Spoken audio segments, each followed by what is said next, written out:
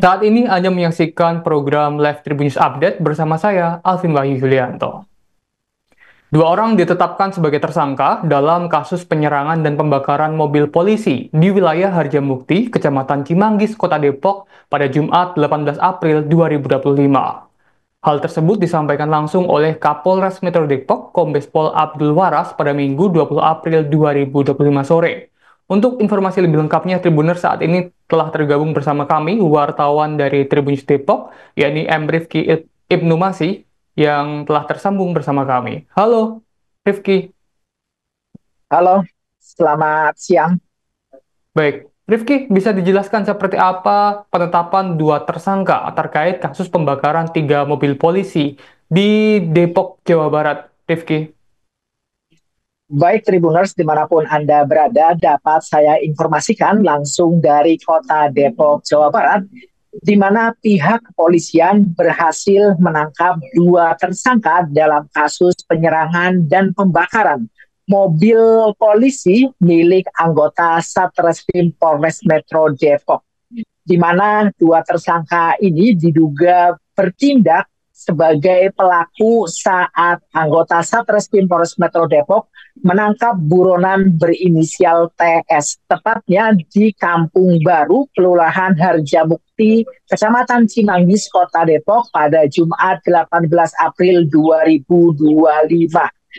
Adapun kedua tersangka ditangkap saat menghadiri acara halal bihalal di salah satu tokoh ormas yang ada di wilayah Kota Depok.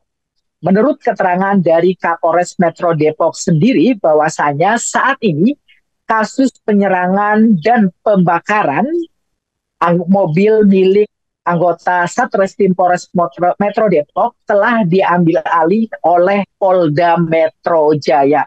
Dan perlu diketahui Tribuners, kabar terbaru dari Polda Metro Jaya, tadinya tersangka yang telah diamankan hanya berjumlah 2 orang.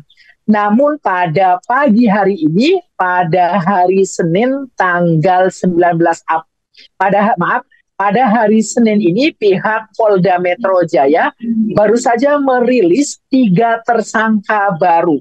Menurut Kabid Humas Polda Metro Jaya, Kombes Pol Ade Ari, bahwasanya jumlah tersangka yang tadinya hanya 2 orang pada hari ini bertambah 3 orang, hingga tersangka yang berhasil diamankan oleh pihak kepolisian dari Polda Metro Jaya totalnya berjumlah 5 orang. Tersangka dalam kasus penyerangan dan pembakaran mobil polisi ini jumlahnya berpotensi bertambah, karena memang jika kita melihat pada kasus awal, menurut keterangan dari Kasat Reskrim Polres Metro Depok, bahwasanya pada kejadian malam dini hari lalu yang melakukan penyerangan anggota Satreskrim Polres Metro Depok jumlahnya sangat banyak. Dari 4 mobil yang dikendarai oleh 14 anggota Satreskrim Polres Metro Depok, hanya ada 1 mobil yang berhasil keluar dari portal pemukiman Kampung Baru, sedangkan 3 mobil lainnya tertahan di portal dan diamuk massa, bahkan 1 diantaranya dibakar hingga hangus. Untuk itu, melihat dari video bagaimana anggota Satreskrim Polres Depok diserang oleh massa, maka jumlah tersangka dalam kasus tersebut sangat berpotensi bertambah di kemudian hari, karena memang pihak kepolisian dari Polres Metro Depok dan juga Polda Metro Jaya masih melakukan pendalaman kasus tersebut.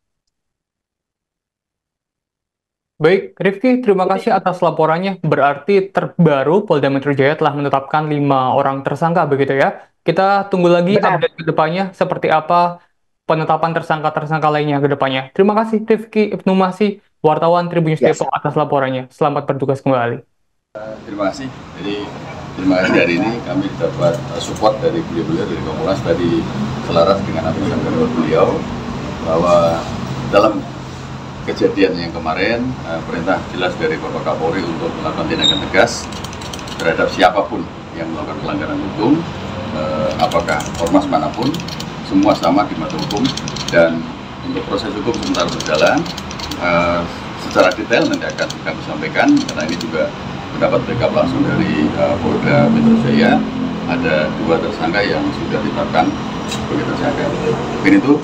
Sosok TS, ketua Ormas yang ditangkap atas kasus penganiayaan dan kepemilikan senjata api di Depok, Jawa Barat, dikenal dituakan di wilayah itu. Penangkapan TS memicu pembakaran 3 mobil polisi di mana warga sekitar ini melakukan penyerangan dan pembakaran terhadap 3 mobil polisi dari Polres Metro Depok, Jawa Barat. TS merupakan Ketua Ormas Gerakan Rakyat Indonesia Bersatu atau GRIB Jaya, ranting wilayah Cimanggis. Fakta ini dibenarkan oleh seorang pembina GRIB Jaya Cimanggis bernama Simamora. Simamora mengaku penyerangan terhadap anggota polisi bermula dari penangkapan TS.